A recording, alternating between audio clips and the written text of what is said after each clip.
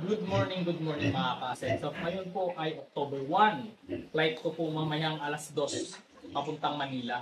Ang problema ko po, lumingol po dito sa Western Visayas. Yung dadaanan ko po dyan, palabas dito sa farm namin. Nagkaroon ng landslide. Hopefully po na maagang makapunta ang ating rescuer from the municipal of Igbaras para kunin po yung mga nakatabon na lupa dyan sa daanan.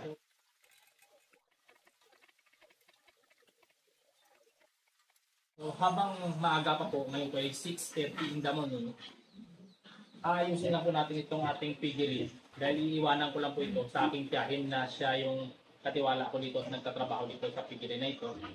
Lalagyan ko na po ito ng pagkainan. Ito kasi maliit na, masyado na maliit sa bibig nila, nahihirapan na sila. So ito, para lang ito sa 5th day hanggang sa ika-10 days nila, ang purpose nito. Pero pag lumagpas na, ito na po ang gagamitin natin. Tanggalin na po natin ito ngayon.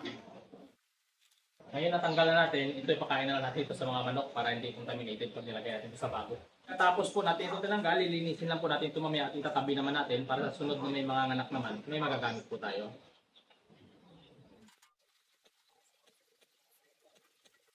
Ayan, na-set up na natin ng maayos. Ganyan lang. Dahil konti pa lang naman laman yan.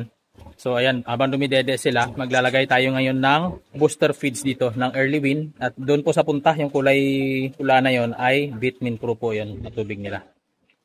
Ito po yung pinapakain namin sa aming mga piglets. Early Win Immunobooster po ng Picula.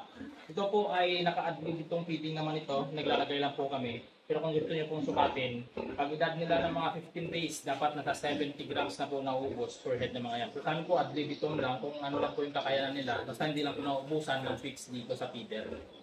Ayan, kakaunti lang muna ilagay natin. Tapos mamaya, pag balik natin ng tanghali, lagyan natin ulit. Basta mayroon na po laman na nakakain nila. Ayan, ganoon lang po yung ginagawa namin dito. Dahil nga po nasa 13 days old na po sila ngayon, dito po na po ilipat. Kaya kung dito po natin nilalagay, maliit po, nahihirapan na silang kumain, nahihirapan silang tumusok. Ito po ay para lang po ito sa mga 5 days old hanggang mga 10 days old po o 2 weeks.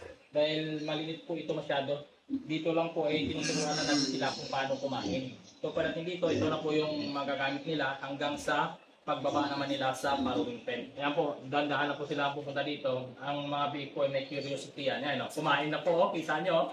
Kumain na yung isa, kumulot na ng feeds. Ganun po, sa edad nila na 13 days old, ayan, natuto ng kumain. Kasi ginagawa po namin papahid ng Immunobooster Early Win sa dede ng kanilang nanay. Ayan po, kumakain na.